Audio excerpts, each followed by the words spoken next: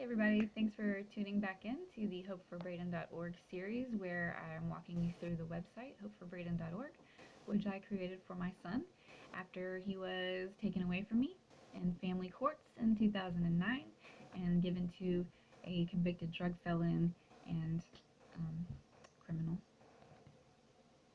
Okay, so let's get to it. Okay, letter number 3. I am writing this letter in complete disbelief that Ashley has to contest why her son should not be taken from her. I have known Ashley her entire life, being the closest cousin and like a sister. I am very scared that because Ashley lives where none of the family are close enough to support her monetarily and physically in this court battle, that it could have any bearing on her losing custody of her son. That would be a horrible reason to take a child from such a motherly care. Now being one of the closest in age to Ashley, I have been very close to her over the years. What I have always known of Ashley is that she is the only one in our entire family that would do anything and everything necessary for our family, and with that being measured, it pales nothing in comparison to what she has done for Braden in his lifetime. Ashley helped care for our grandparents nearly completely up until my grandfather passed away, and my grandmother was put into a nursing home for assistance with her health. My entire life I have been amazed at the things she has done for our family. After her father was lost at sea, she never took family for granted. She came to the plate and delivered in caring, cleaning, loving, and all requirements when no one else was close enough nor able to commit. Ashley has held the family together in so many ways. When Ashley gave birth to Braden, there was such an amazing beauty put out there for the world to witness. It was the beauty of how she stepped up to the plate, being given the challenge of mothering her son with autism. I know it was extremely difficult getting past so much research and growing phases with her Braden. I know of them to be together always, and she has always done such diligent work to make sure she was doing everything that she possibly could for her child.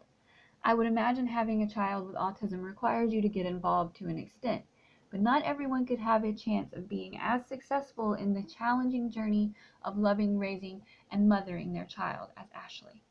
I really feel like this is shocking to a point it is very perplexing to write.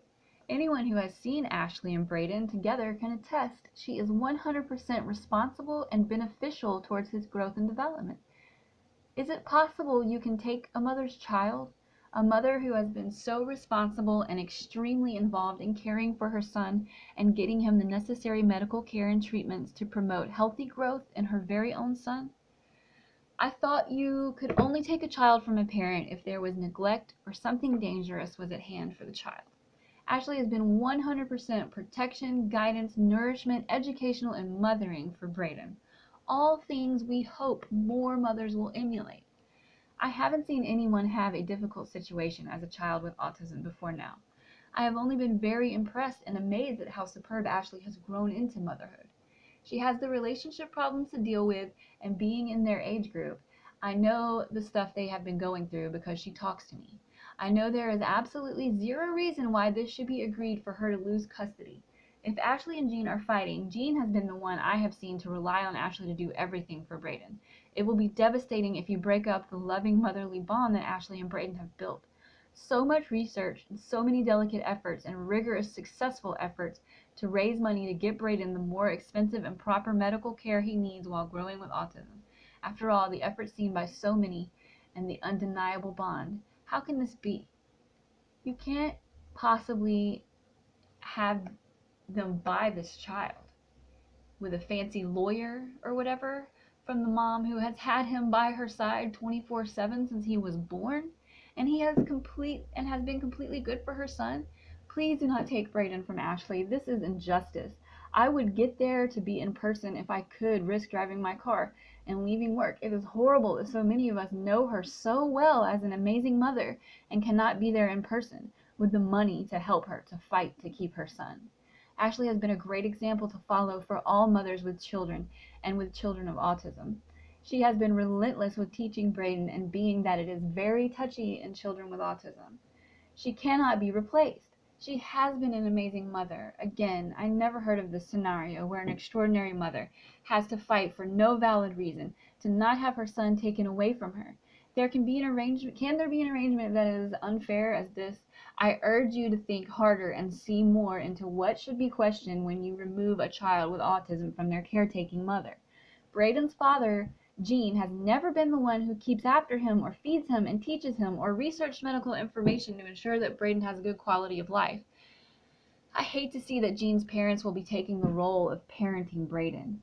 If Gene gets custody rather than the mother whom it should be, Braden will have to have had Ashley around as a baby. We cannot separate them. And as a growing child with autism, he needs his mom. They are one unit in my eyes. Braden and Ashley have been one unit in my eyes since he was born. I have never seen one without the other. Please allow Braden the continued and familiar love that he has had since birth. He needs this, and if there are other altercations in this case that make you want to remove Braden from Ashley, such as residency, does this supersede the relationship and love and special care Ashley has always had for her son enough that you would take him from her? Please do the right thing for Braden, a child so delicate in a daily struggle with autism, who depends on the continued nurturing and love of his mother.